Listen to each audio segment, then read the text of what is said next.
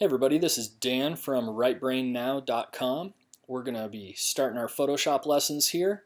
The first lesson, we are going to focus on getting Photoshop to be the optimal workspace for you. So we're going to be setting up all the settings, getting ready to work on our first document. So we're just going to come down here. You can see I am working in Photoshop Creative Cloud. But what I'm about to show you, the good news is this works with most all of the Adobe Photoshop versions. There's been some slight variations, but most of these settings have remained the same. So to get the settings going, I am on a Mac, so I'm going to go up to Photoshop, down to Preferences, and we're just going to click General. To get here on a PC, I believe it is Edit Preferences, and then you can select this same window, just this general window. So the general window here, this is your general workspace. So you got your color picker. I can either do Apple or Adobe. I can do my hue strip, which could be small, medium, large, or I can do a wheel. And then you got your image interpolation. And what this is as you're sizing or scaling images, you can choose how you want the computer and Photoshop to make that happen best for you. So for me, bicubic automatic has worked really well. Depending on what I'm trying to do, I might change that setting, and there is a way to change that setting as you're changing the image size. So we're just going to leave that as the standard setting for right now. And then you can see down here, you got your all your different little checkboxes that you can select to optimize your experience in Photoshop. I am not going to go through all of them because there's a lot to go through here. So if you want specific information, I suggest going out to Google and finding specific information on the general preferences for Photoshop. But as you can see, you just saw that little tip window pop up. As you scroll over these, you will see a tip window that will explain the option if you're not quite sure what it is. So those are the general settings. Interface, the important stuff here in interface is the appearance, the color theme. I like to leave mine the gray color scheme here. This is the default color scheme.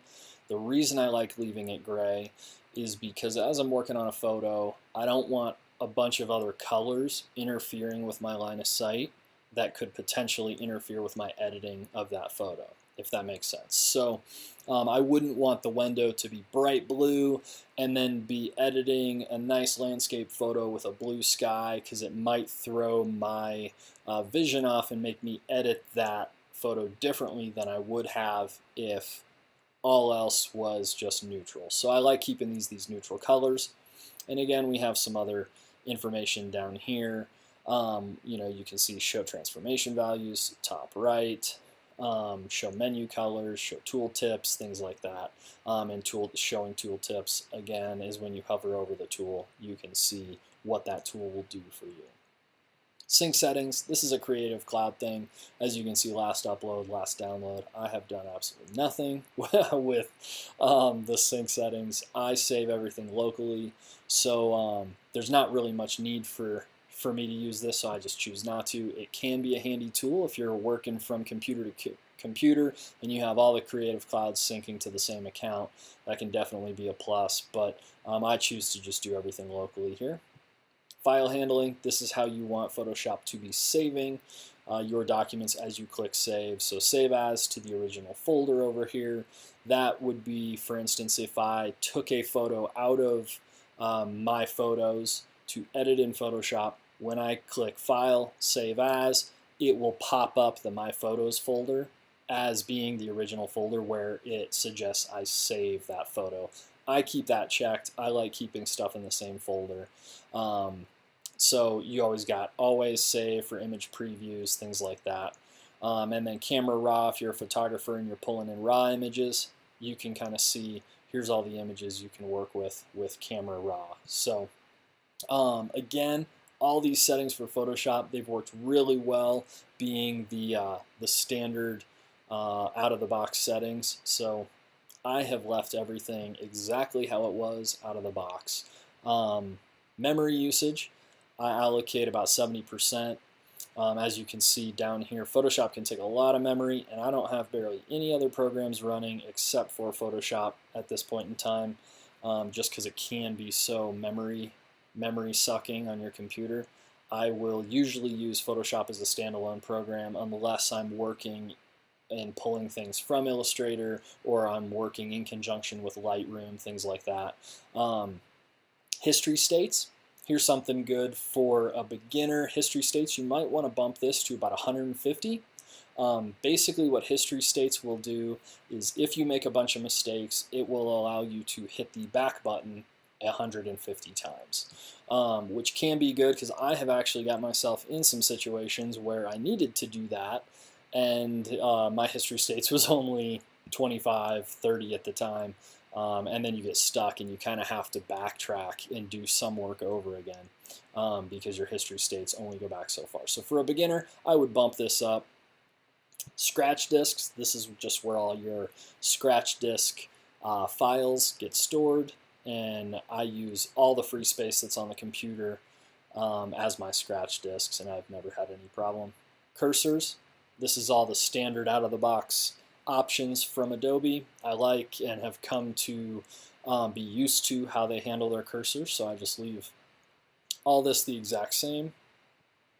Transparency and gamut. This, I would keep this the same as well. This is the standard Adobe transparency signifier, the gray and white checkered boxes. Again, kind of like with your workspace, if you have neutral grays and then you change that workspace to be bright green, bright purple, it can actually affect your vision while editing other photos and make your eyes, it can trick your eyes. It can be an optical illusion and make you edit a photo differently than you would if you were just working with neutral colors. So I like keeping it nice and neutral. Doesn't affect the way my eyes view color as I'm working with photos. Units and rulers. Up here, the units, 99.9% of the time, being in North America, I am in pixels or inches.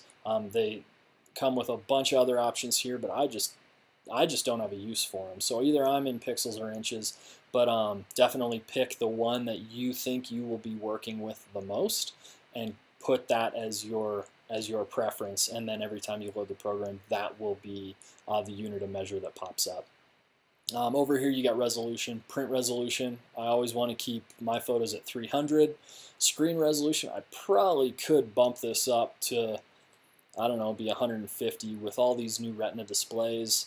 There is not much use for 72 DPI or pixels per inch at this point in time, just because the screens are becoming so good. I find when I export at 72, they often still look blurry on the web or on the screen. So grids, again, standard settings from Adobe. These colors I've never really worked with in a document.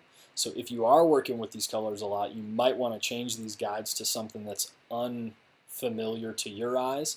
These colors are unfamiliar in mine, so they're very easy to pick out the guides as I'm working in a file. So I just leave these the way they are. Plugins, I don't use a lot of plugins. I used to use more, and now that I've updated to Creative Cloud, I've found that they've gotten really good at inputting a lot of the options I used to use with Photoshop through plugins, just right into the program.